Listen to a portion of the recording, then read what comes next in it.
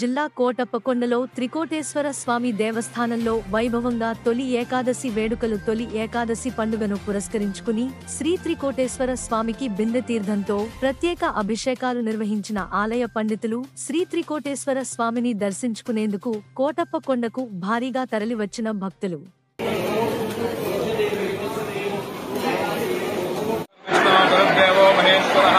గురు సాక్షాత్ పరబ్రహ్మ లక్ష్మీ శ్రీ గురవే నమః. శ్రీ త్రికోటేశ్వర స్వామివారి దేవస్థానం నర్సరావుపేట మండలం పల్నాడు జిల్లా కోటప్పకొండ ప్రముఖ దక్షిణామూర్తి క్షేత్రంగా విరాజులున్నటువంటి కోటప్పకొండ పైన ఈరోజు తొలి ఏకాదశి మహోత్సవం జరుగుతూ ఉన్నది. ఈ యొక్క తొలి ఏకాదశి పర్వదినాన్ని పురస్కరించుకొని భక్తులందరూ కూడా తెల్లవారుజామున 4 గంటల నుంచి కూడా స్వామివారికి అభిషేకాల కార్యక్రమాలు అన్ని కూడా ప్రారంభమయ్యాయి. బిందు తీర్థ కార్యక్రమంతో ఈ యొక్క స్వామివారి యొక్క కార్యక్రమం ప్రథమ అభిషేకం ప్రారంభమైంది. ఇప్పటికే కొన్ని వేల మంది భక్తులు కూడా స్వామివారిని దర్శించుకుంటూ ఉన్నారు.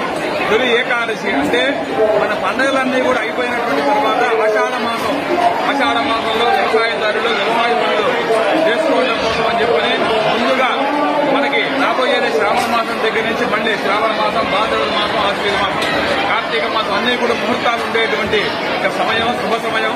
కాబట్టి దాంట్లో ప్రారంభంగా వ్యవసాయం అంతా కూడా చక్కగా కలిసి రావాలనే ఉద్దేశంతో వాటి పంటలతోటి వ్యవసాయం అంతా కూడా బాగుండాలనే ఉద్దేశంతో ఈ యొక్క చుట్టుపక్కల ప్రాంతాల నుంచే కాకుండా యావత్తు రాష్ట్రం మొత్తం కూడా భక్తులందరూ కూడా ఈ యొక్క స్వామివారి యొక్క ఉత్సవానికి రావడం, అదేవిధంగా ఈశ్వరుడు ఈ రోజున తొలి ఏకాదశి శయన ఏకాదశి అంటారు. అంటే ఈ రోజున ఈశ్వరుడు యోగనిద్రలోకి వెళతాడని చెప్పని మనకి శాస్త్రవచనం చెప్తుంది. మనకి ఒక సంవత్సర కాలం అయితే దేవతలకి ఒక రోజు అన్నమాట. అందుకని మనం ఎప్పుడైతే ఒక పూట రాత్రిపూట నిద్రపోతామో ఆ యొక్క కాలంగా 6 నెలల కాలాన్ని ఈశ్వరుడు మనకి ఒక రాత్రిగా ఆయనకు ఉంటుంది, మనకి 6 నెలల కాలంగా ఉంటుంది. కాబట్టి ఈ రోజు దగ్గర నుంచి చాతుర్మాస దీక్ష కూడా చాలా విశేషంగా జరుగుతుంది. స్వామీజీలు, పీఠాధిపతులు అందరూ కూడా వారి యొక్క ఆశ్రమాల్లో ఉంటూ ఎక్కడికి కూడా వెళ్లకుండా యొక్క చాతుర్మాస దీక్ష చేయడం. అదేవిధంగా మనకి సంవత్సరానికి 24 ఏకాదశులు వస్తాయి. ఒక్కొక్క ఏకాదశికి ఒక్కొక్క రకమైనటువంటి విశేషం ఉంటూ ఉంటుంది. ఈ యొక్క ఏకాదశి రోజున మోక్ష ఏకాదశి అని, శైన ఏకాదశి అని చెప్పని మనం చెప్తూ ఉంటాం.